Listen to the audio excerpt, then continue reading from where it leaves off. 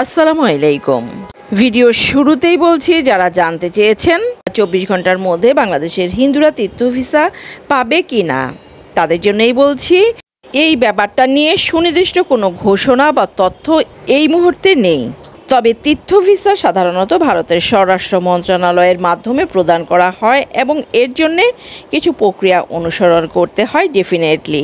যদি আপনি এই ভিসা সম্পর্কে বিস্তারিত জানতে চান, তাহলে ভারতীয় হাই কমিশন অথবা ভিসার জন্য আবেদন করার ওয়েবসাইট সেগুলোতে যোগাযোগ করতে পারেন। তীর্থ ভিসা হলো মূলত এক ধরনের বিশেষ ভিসা যা ভারতের তীর্থস্থানের উদ্দেশ্যে ভ্রমণের জন্যে দেয়া হয়। এই ভিসা সাধারণত ধর্মীয় যেসব জায়গা আছে সেগুলো পরিদর্শনের জন্যে দেয়া হয়। যদি আপনি এই ভিসা পেতে চান, মানে তীর্থ ভিসা পেতে চান, তাহলে আপনাকে অবশ্যই কিছু পদক্ষেপ অনুসরণ করতে হবে। যেমন নর্মালি যেসব ভিসার জন্য অনলাইনে আবেদন করতে হয়, তীর্থ ভিসার জন্যেও আপনাকে অনলাইনেই আবেদন করতে হবে। প্রয়োজনীয় পেপারস যেমন পাসপোর্ট, ছবি, জাতীয় পরিচয়পত্র ইত্যাদি আপলোড করতে হবে। ভিসা ফি আপনাকে দিতে হবে এবং সশরীরে ইন্টারভিউর জন্য আপনার উপস্থিত থাকতে হবে। এর বেশি তথ্য যদি আপনি জানতে চান, অবশ্যই ভারতীয় হাই কমিশনের ওয়েবসাইটে যেতে পারেন অথবা তাদের সাথে আপনি সরাসরি যোগাযোগ করতে পারেন। এবার আসছি মূল ভিডিওতে। জানা গেছে মেডিকেল ভিসার অনেক যাত্রী কিন্তু বেনাপোল বর্ডার থেকে ফিরে আসছেন।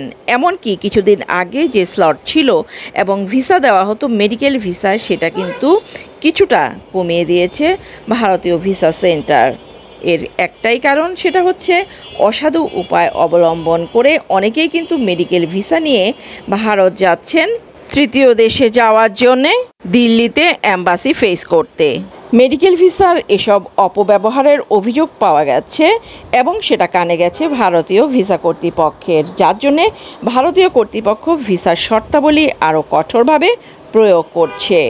এরপর আরেকটা হচ্ছে যে ভারতীয় দূতাবাস মেডিকেল ভিসার জন্যে নতুন কিছু শর্ত আরোপ করেছে। এই শর্তগুলি হয়তো কিছু যাত্রীর জন্যে প্রযোজ্য হচ্ছে না বা তারা মানছেন না, যার ফলে তাদের ফিরে আসতে হচ্ছে।